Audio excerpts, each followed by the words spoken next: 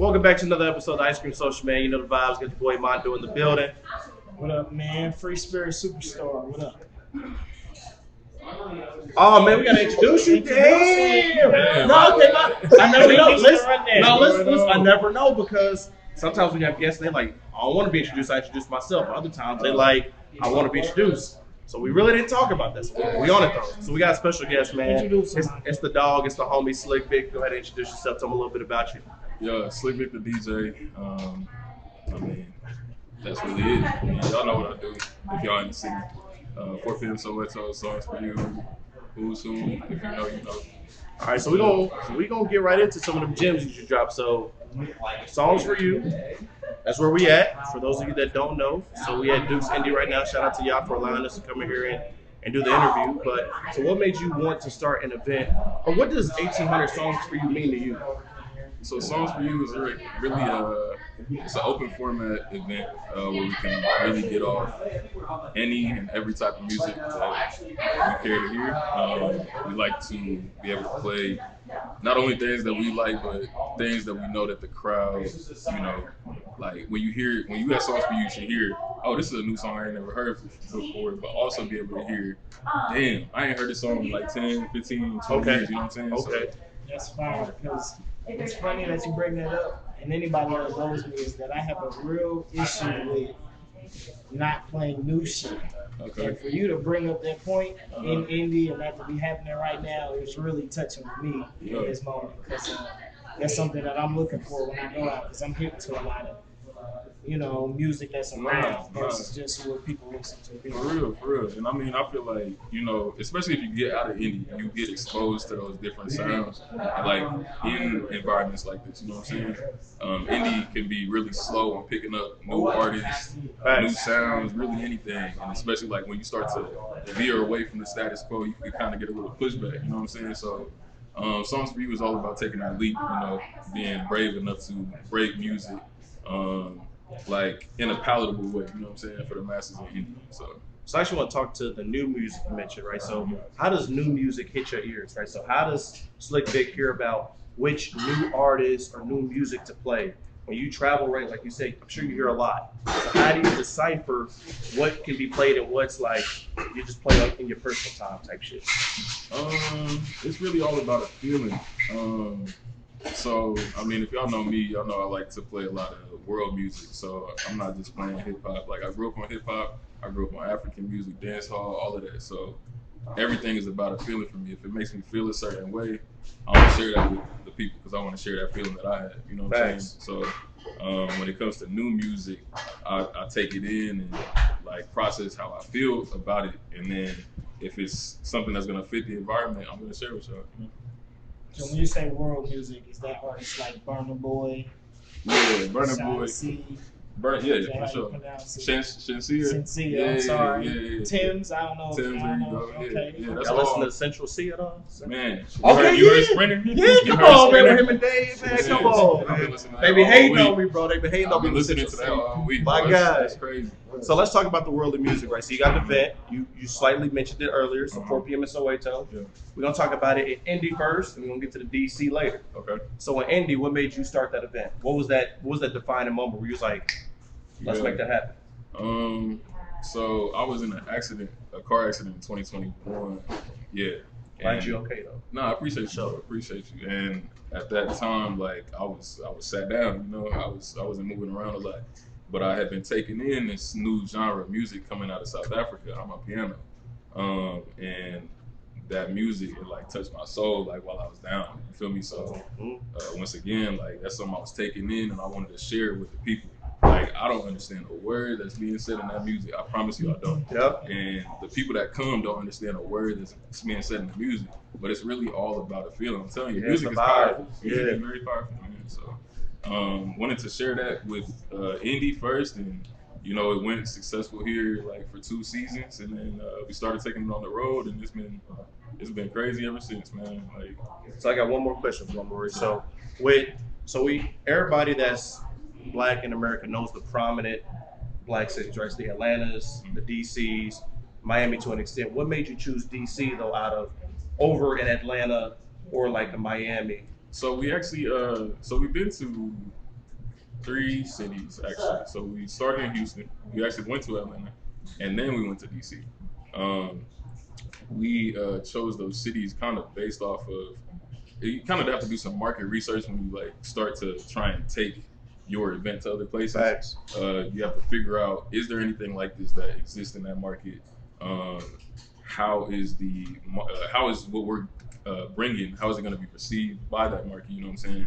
So a little bit of research, figuring out the people, and you spoke to the black population, but within that black population, the African population. Exactly. So we now have to like figure out, okay, how many Africans are here? How many South Africans are here? How many Nigerians? You know what I'm saying? So like, once you start to break it down into those little demographics, you'd be like, okay, I think we could take it here. And it's not that we're only marketing to those African groups, but we know that that's where it's going to start. Yeah, that's so cool. Exactly. Yeah. And then it'll grow to the people that don't know the music. You know what I'm saying? Man, that y'all like premeditated murder.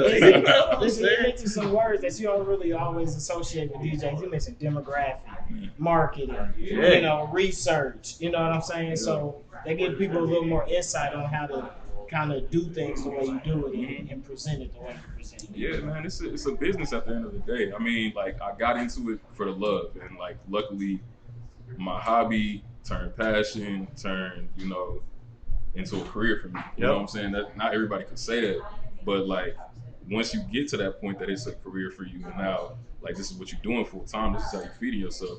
You got to start to like treat it as such. You know what I'm saying? You got to put in the hours. You got to do the research on certain things that you might not have done when you was just DJing for yourself in the crib. You know what I'm saying? So it's a lot that goes into it that a lot of people don't think about necessarily when you think of a DJ. You know what I'm saying? So I don't think this is like public information, but I believe when we had sat down to do the interview for the event, the art event that you had in the circle, right? You know what I'm saying? You had mentioned that your mom was an entrepreneur. Yeah. So is that where your business mindset comes from? Is the roots of it from your mom? Man, definitely. And I tell people this all the time. When people call me cool, I'm like, my mom is way cooler than me.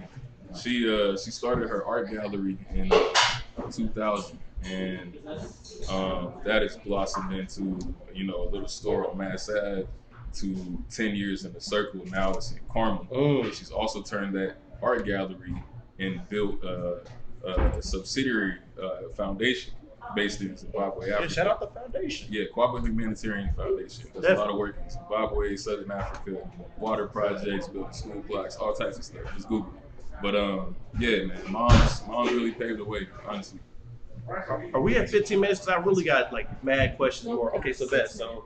Do you plan on loaded? Like he's really going. I kind of been like raffling off because he's kind of been going crazy. But like and then I'll hand it over to you, Roy. My bad. But you sure you don't want me to go first? Because mine might not be as far as yours. I just wanted to point out for everybody. No, you go ahead. You know, because like-minded people, hang out. So look at the vest, if y'all can see it. That's crazy. Right now. The fact that you brought attention to it is even worse, bro. I know your point is way more important than that. But planned, side note, genius thinking. Nah, facts. So let's talk about who's who, right? So I know that the thought idea originated from your mom's space that she had 10 years in the circle. For those of you that don't know Indy, we're known for the circle, right? So when you see our state flag, it's the monument circle that's in that. So the fact that a black woman had that in the circle is humongous. You feel what I'm saying? And for 10 years, it's crazy. Yeah. So when we talk about art, where does that come from? Is that something you've always been interested in since you can remember, or did it hit at a certain age where some people develop certain passions, right? So like podcasting hit me after I graduated college. It's like, when did art hit you? So it definitely wasn't, something I could say that I was always into. But once again, that's something that mom's paved the way. She owns an art gallery. At some point, I'm spending most of my weekends down there. I'm always meeting these artists that she's flying in from all over the world. And I'm going to art exhibits in different cities and stuff. So, it kind of just started to become ingrained in me. And at some point when we started Who's Who, I thought about all the different mediums of art. And, we got media, we got visual arts with painting, but also sculpting, photography, we got fashion.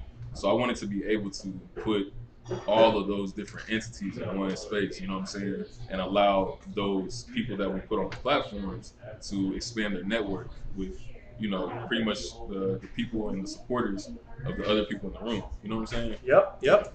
So let's switch it up a little bit. So we talked about your events. We talked about the roots of what makes Slick Vic Slick Vic. Yeah. Let's spice it up a little bit. So who is Slick Vic listening to nowadays? If you had to name one artist, you hop in the whip, you plug in the aux. I guess niggas don't plug in auxes no more, but you feel what I'm saying? You Bluetooth, or you cutting off. Yeah, yep. So who are you cutting off? So listening to, once again, a lot of piano. There's a couple of DJs. Uncle Waffles is one. So you spinning other DJs in the whip? Yeah, for sure. Okay. For sure. Cobbs at the Small, Burner Boy, he said. We got Blast. Yep. Blast dropped the track, cover of 21 Questions today that I was listening to. It's pretty nice. So I kind of be all over the place with it, bro.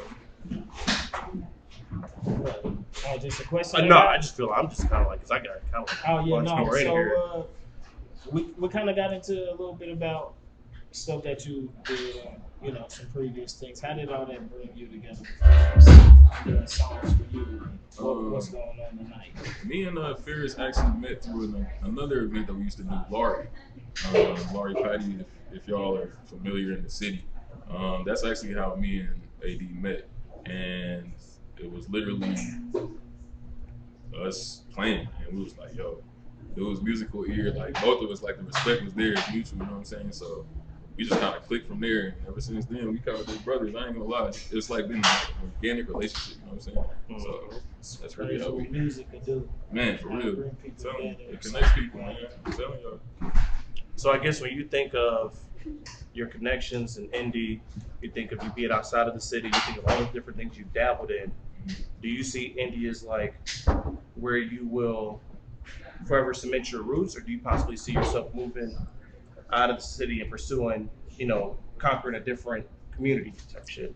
Nah, I mean, Indy's always gonna be home, you know what I'm saying? But I definitely feel like in this city there can be somewhat of a glass ceiling. You know what I'm saying? There's only so far you can do with the infrastructure that's set up here. Yep. You know what I'm saying? So you do have to like I said, travel, meet people, be in other spaces. I mean, yeah, bro, I plan to be kind of Everywhere. Yeah, bro. Everywhere. That's This is the the crossroads of America. This is the perfect place. That's literally to what fly we're known out for. around. Is the cross. That's what's fucked up. We're literally known as the crossroads of America. Yeah, it is. And on top of social media too, like we've seen niggas blow like fucking in the middle of nowhere. Like Lil Tyler, for example, is a new artist I listen to from Tallahassee. You feel me? Like Tallahassee ain't known for music, but due to social media, you can get popping wherever. So, last question I got for you. So, if there's one event in the world you wish you could DJ, I'm talking about from festivals to a mom and pop garage shop. What's that event?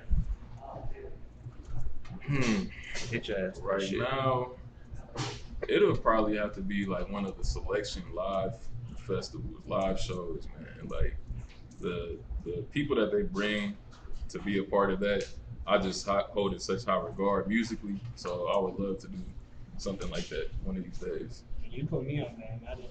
Selection, man. Tap in, bro. Tap in. A lot of mental notes this session for sure. So with that being said, man, we appreciate you for pulling up. Ice Cream Social, we pull up to niggas too. Don't get it confused. We ain't gotta always be in the basement. So, you know, with that being said, man, we'll see y'all next time on another episode of Ice Cream Social. You dig? Peace.